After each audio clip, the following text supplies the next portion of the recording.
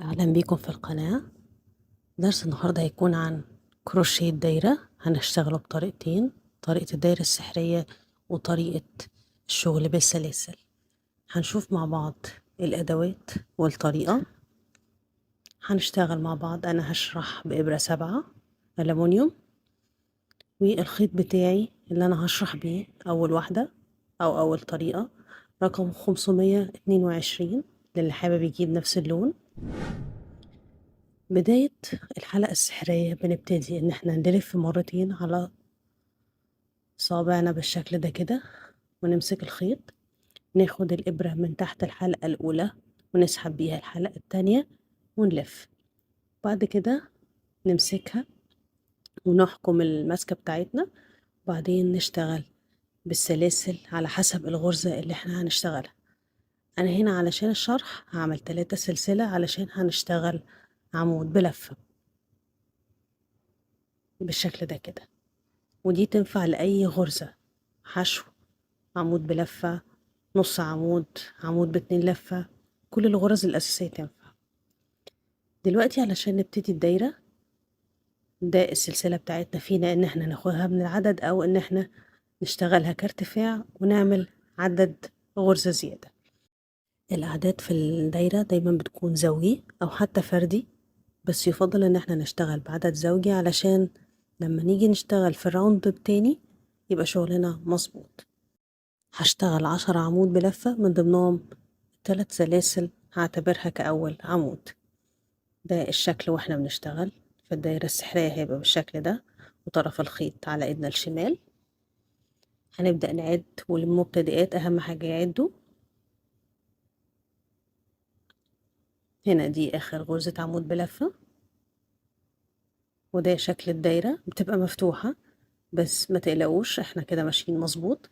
هنبدأ نشد الطرف اللي على ايدنا الشمال. الدايرة واسعة لكن احنا هنحكمها دلوقتي. لما نشد الطرف اللي على ايدنا الشمال هيقفل الدايرة ويحكمها بالشكل ده كده. وطبعا احنا هنقفل بغرزة منزلقة في السلسلة رقم 3. ولو انتي بتتلخبطي كمبتدئة ممكن تحطي علامة غرز في 3 سلسلة زي ما هنشوف مع بعض دلوقتي. هنقفلها بغرزة منزلقة.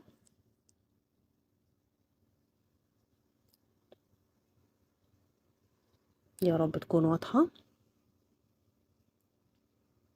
بالشكل ده كده. هسحب خيط واقفل بالغرزة المنزلقة، وده شكل الدايرة بعد ما خلصنا ال10 عمود بلفة.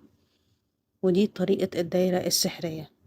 انا هشطب الخيط ووريكم الشكل بعد كده هيبقى عامل ازاي. ده شكلها بعد ما شطبت الخيط. طبعا طريقة التشطيب واي دروس اساسية هحطها لكم فوق وفي صندوق الوصف. كل الغرز الاساسية، كل الفنيات بتاعت الكروشيه، تزايد وتناقص، اخفاء الخيوط، نغير اللون ازاي، وهكذا.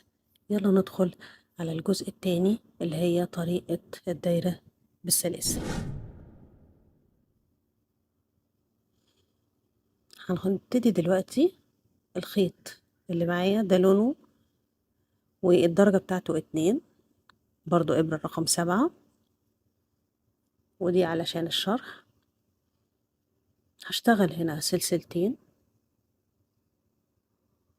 سواء بقى هتشتغلي غرزة حشو أو نص عمود، عمود بلفة، على حسب طبعا كل غرزة وارتفاعها.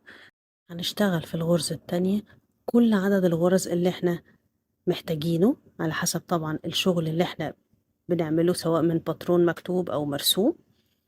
هنا أنا عملت 3 سلسلة علشان أنا هشرح لكم على عمود بلفة وتمشي على أي غرزة تانية.